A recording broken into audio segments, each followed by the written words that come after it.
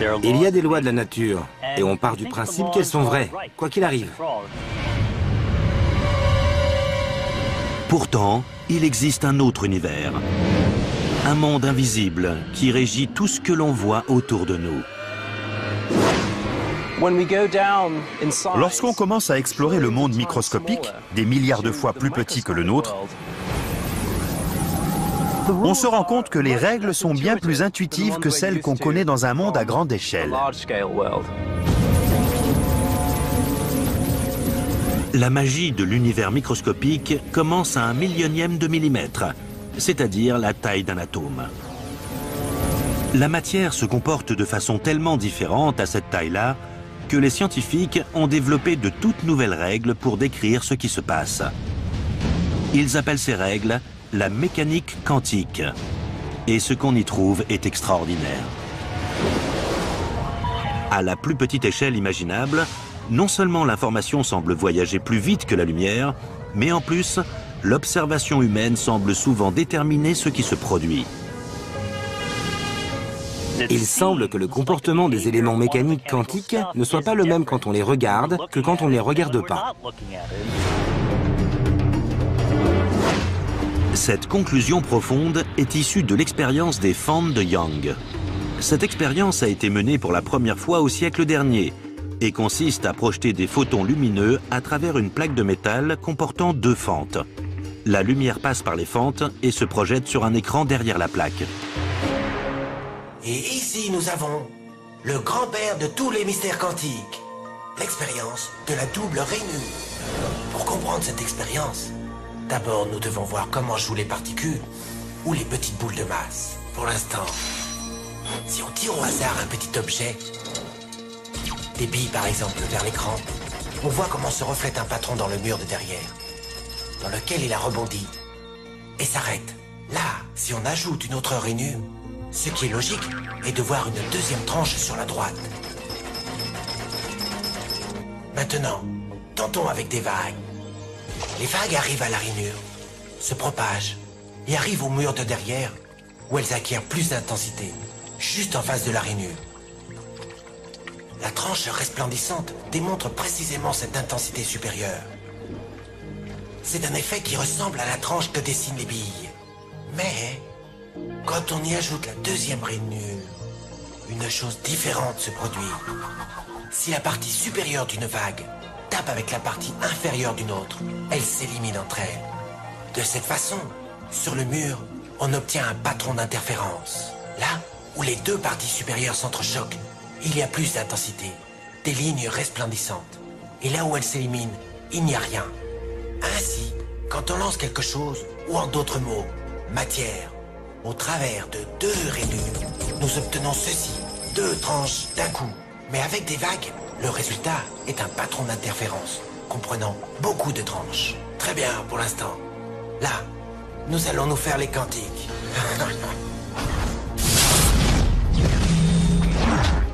Un électron est un tout petit morceau de matière, comme une toute petite bille.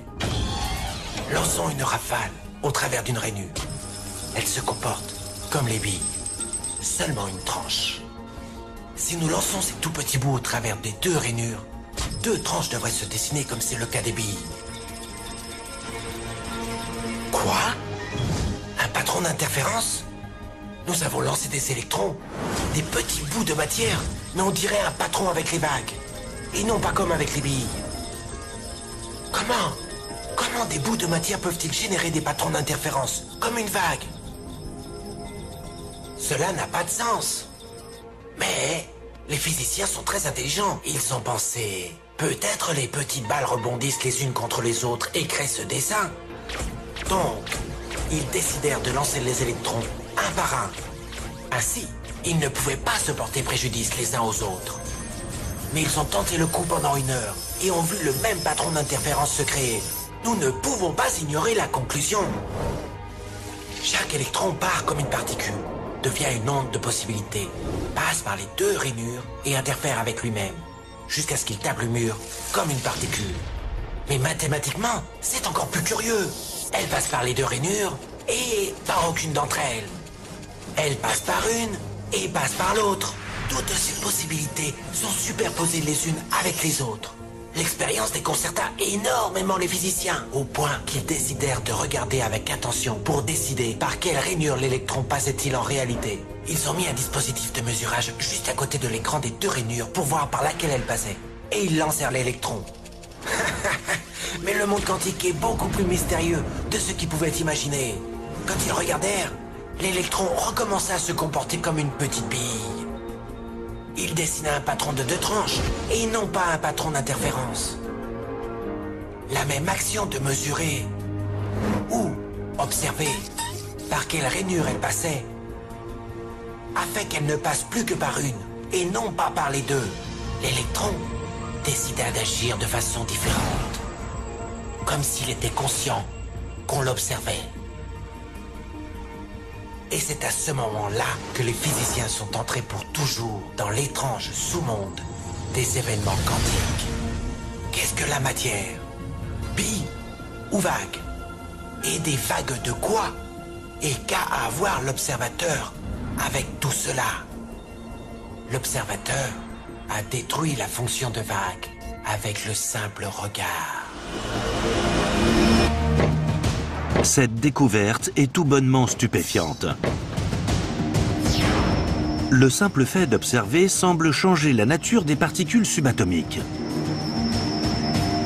C'est très mystérieux. Lorsqu'on ne regarde pas, les particules sont des ondes. Lorsqu'on regarde, elles restent des particules. Donc même un électron, qui pour nous est une particule, adopte les propriétés des ondes lorsqu'on ne le regarde pas.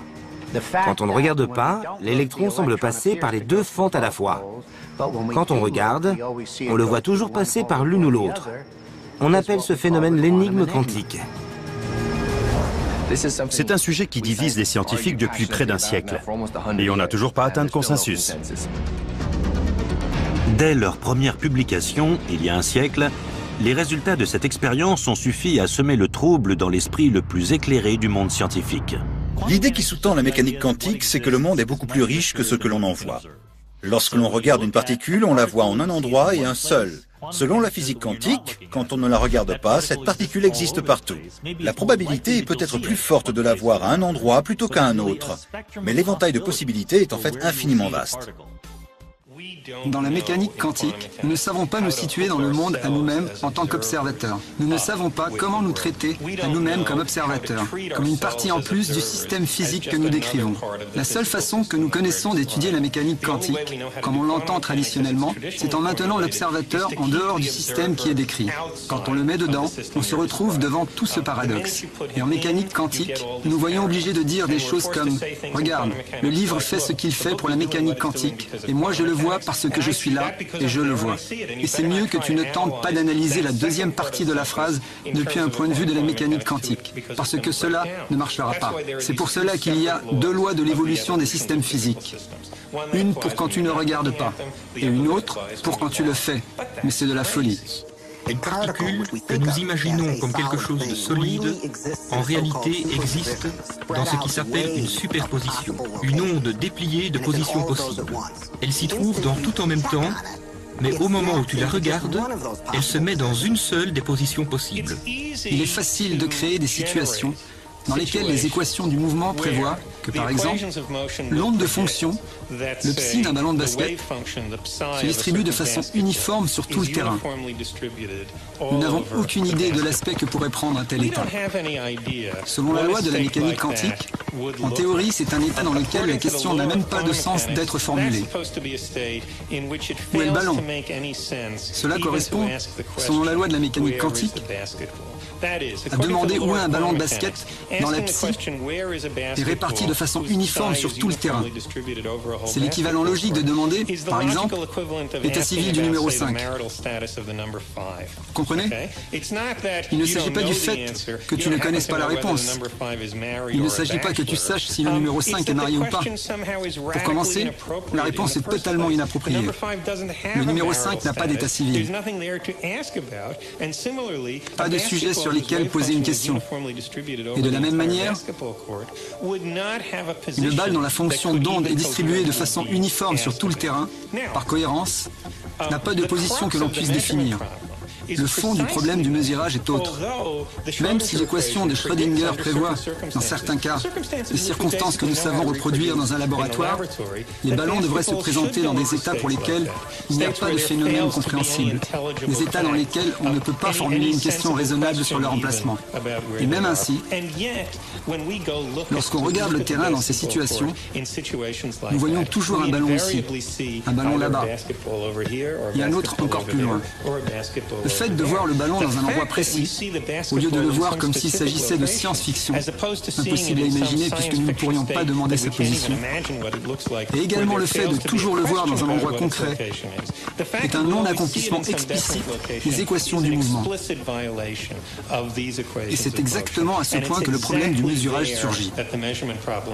Quand tu ne regardes pas, il y a des ondes de possibilités. Quand tu regardes, il y a des particules d'expérience. La question est, jusqu'où vous voulez aller dans le fond du terrier?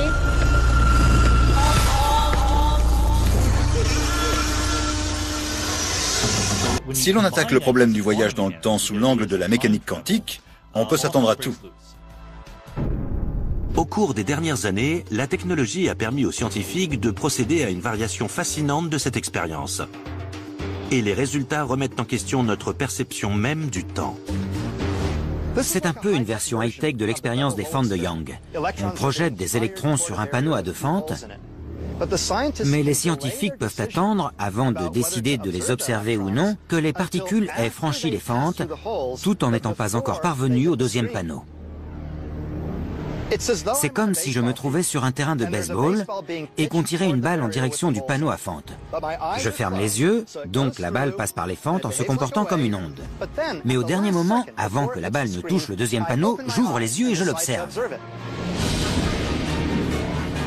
À ce moment-là, les électrons redeviennent des particules et semblent s'être comportés comme tels depuis le début de leur trajectoire. Donc c'est comme si elle remontait le temps jusqu'à avant les fentes pour décider de passer à travers l'une ou l'autre, et non pas à travers les deux à la fois comme elle l'aurait fait en se comportant comme des ondes. C'est de la folie. C'est ça l'énigme. Notre choix de la façon dont sera menée l'expérience détermine l'état antérieur de l'électron. D'une façon ou d'une autre, on a une influence sur la particule, qui semble agir dans le passé.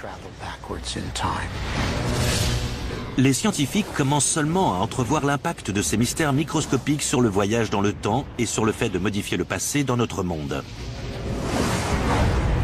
Mais une chose est claire. Les règles qui régissent ce monde subatomique nous font entrer dans un univers tout aussi mystérieux que de la science-fiction. La physique quantique semble même suggérer que la réalité n'est que le fruit de notre imagination.